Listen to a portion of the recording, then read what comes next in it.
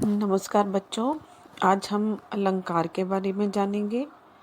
CBSE के पाठ्यक्रम में 11वीं और 12वीं में तो अलंकार पहले से ही थे, परंतु हाल ही में हुए सीबीएसई के पाठ्यक्रम में 10वीं के पाठ्यक्रम में हुए परिवर्तन में अलंकार शामिल किए गए हैं। आज हम अलंकार की परिभाषा, उसके भेद और उसके प्रकार जानेंगे। अलंकार की परिभाषा।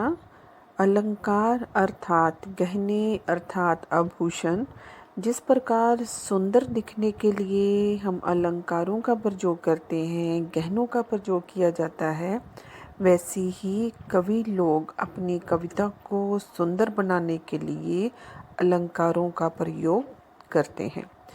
किसी भी कविता में शब्द और अर्थ दोनों का ही महत्व होता है और इसी के आधार पर अलंकार के दो भेद माने जाते हैं। नंबर 1 शब्द अलंकार, नंबर 2 अर्थ अलंकार। शब्द अलंकार किसे कहते हैं? शब्द अलंकार उसे कहते हैं जब कविता में शब्दों के प्रयोग से सौंदर्य बढ़े तो शब्द अलंकार होते हैं। अर्थ अलंकार। अर्थ अलंकार जब कविता में अर्थ के कारण सौंदर्य बढ़े तो उसे अर्थ अलंकार कहते हैं। आइए जानें अब शब्द अलंकार और अर्थ अलंकार के प्रकार। शब्द अलंकार के प्रकार इस प्रकार हैं। नंबर 1 अनुप्रास अलंकार, नंबर 2 यमक अलंकार, नंबर 3 श्लेष अलंकार और नंबर 4 पुनरुक्ति प्रकाश अलंकार। अर्थ अलंकार के प्रकार। नंबर 1 उपमा अलंकार, नंबर 2 रूपक अलंकार, नंबर 3 उत्प्रेक्षा अलंकार, नंबर 4 अतिशयोक्ति अलंकार, नंबर 5 मानवीकरण अलंकार। बच्चों, अलंकारों के प्रकार तो और भी हैं, परंतु आपके जो पाठ्यक्रम में हैं हम आज उन्हीं के ऊपर चर्चा करेंगे। शब्द अलंकार में आइए जाने अब हम अनुप्रास अलंकार की परिभाषा देखते हैं। अनुप्रास अलंकार जब वर्णों की बार बार आवृत्ति होती है उस समय जो कविता में चमत्कार उत्पन्न होता है, जब कविता का सौंदर्य बढ़ जाता है, उसे अनुप्रास अलंकार कहते हैं। देखिए उदाहरण के तौर पर तरनी तनुजा तट तमाल तरबुर बहु छाए। देखने में ये देखिए आपको दिखाई दे रहा है कि तरनी में भी त वर्ण है, तनुजा में भी त वर्ण है, तट में भी त वर्ण है, तमाल में और तरबुर में भी त वर्ण है।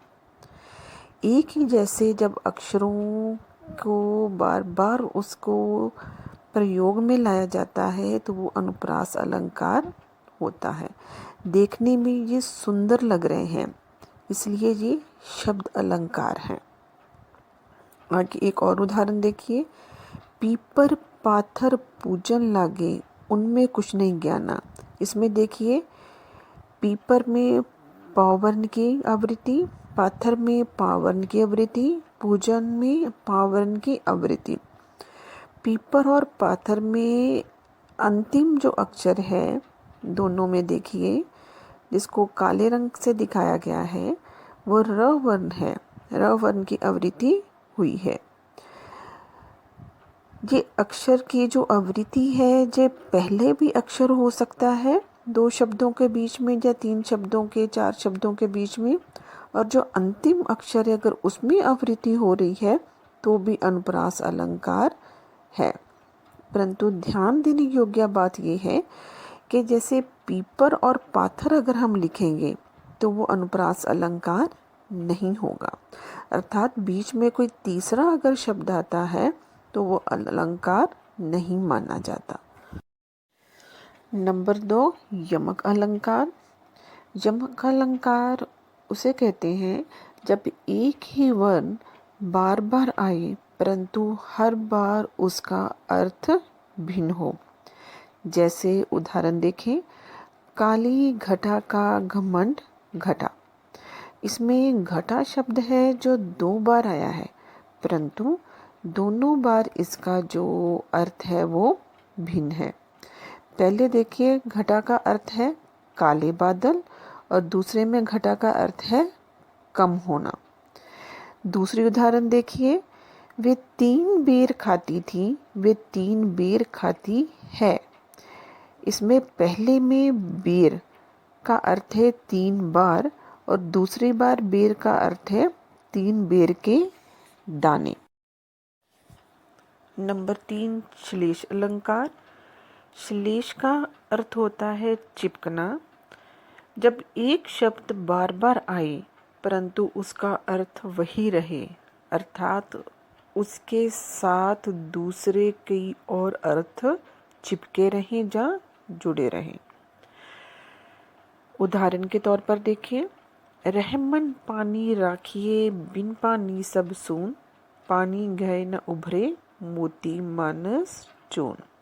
अब इसमें देखिए, यमक अलंकार में क्या था, जब एक शब्द बार बार आता है परंतु उसका अर्थ भिन्न होता है। परंतु इसमें क्या है, जब एक शब्द बार बार आए परंतु उसका अर्थ वही रहे परंतु उसके साथ और अर्थ हैं जो चिपके रहे। अब देखें, इसमें इस दोहे में, रहीम जी के इस दोहे में, रहमन पानी राखिए में पानी शब्द कितनी बार आया है? 1, 2, 3 और 4 बार। परंतु इसके जो अर्थ है पानी का, वो पीने वाला पानी ही है। परंतु ये मोती, मानस और चून के संदर्भ में इसका अर्थ है वो अलग अलग है। देखिए, पानी में श्लेष अलंकार है, अर्थात मोती के संदर्भ में जो चमका है, मानस के संदर्भ में इज्जत और चून के अर्थ में पानी है। चून को आटे के तौर पे भी लिया जाता है कि जब तक उसमें पानी ना डाला जाए वो हमारे काम का नहीं है। मोती में चमक जो ज्योतिष शास्त्र के हिसाब से है, जो आगे और बाद में कभी पढ़ेंगे हम। और मानस के पानी रखना, इज्जत रखना, सम्मान रखना के संदर्भ में देखा गया है। नंबर 4, पुनरुक्ति प्रकाश अलंकार। जब कवि लोग अपनी कविता के सौंदर्य को बढ़ाने के लिए पुनरुक्त शब्दों का प्रयोग करते हैं तब पुनरुक्ति प्रकाश अलंकार होता है। व्याकरण में पुनरुक्त शब्द कौन कौन से हैं? देखिए, अभी अभी, कभी कभी आदि। उदाहरण देखिए, यह सोच थका दिन का पंछी भी जल्दी जल्दी चलता है, दिन जल्दी जल्दी ढलता है। दूसरी उदाहरण देखिए, अनसुवन जल सींच सींच प्रेम बेल बोए। पहली उदाहरण में पुनरुक्त शब्द कौन से हैं? जल्दी जल्दी, 2 बार उसका प्रयोग किया गया है। और दूसरी उदाहरण में सींच सींच प्रेम बेल बोए, जिससे जो कविता का सौंदर्य है वो बढ़ रहा है। बच्चों, अब अर्थ अलंकार देखिए। सबसे पहला अलंकार है उपमा अलंकार। यह अलंकार सबसे प्रमुख और प्रसिद्ध अलंकार है। उपमा अलंकार की परिभाषा, जिस अलंकार में एक वस्तु की तुलना दूसरी प्रसिद्ध वस्तु से की जाए उसे उपमा अलंकार कहते हैं। उपमा अलंकार के 4 अंग हैं। अंग अर्थात पाठ। 4 अंग नंबर कौन कौन से? नंबर 1 उपमेय, नंबर 2 उपमान, नंबर 3 समान धर्म, नंबर 4 वाचक शब्द। उपमेय, जिस वस्तु की तुलना की जाए। नंबर 2 उपमान, जिससे तुलना की जाए। नंबर 3 वाचक शब्द, जो उपमेय और उपमान की समानता दिखाते हैं, स्पष्ट करते हैं, जैसे सा, सम, उसको वाचक शब्द कहते हैं। नंबर 4 समान धर्म, जो उपमेय और उपमान में समानता दिखाई जाती है, जो तुलना का कारक है, वो समान धर्म कहलाता है। अब उपमा अलंकार की उदाहरण देखिए। सीता का मुख चंद्रमा के समान सुंदर है। इसमें उपमेय क्या है जिसकी तुलना की जाए? तो उपमेय क्या हुआ? सीता। जिससे तुलना की जाए उपमान चंद्रमा। वाचक शब्द उन उपमेय और उपमान को बताने वाला, जोड़ने वाला वाचक शब्द के समान। समान धर्म सुंदर, जो दोनों में तुलना का कारण है, कारक है। अब देखिए दूसरा अलंकार रूपक अलंकार। जिस अलंकार में उपमेय और उपमान को एक कर दिया जाता है। जब दोनों को एक कर दिया गया तो फिर क्या होगा?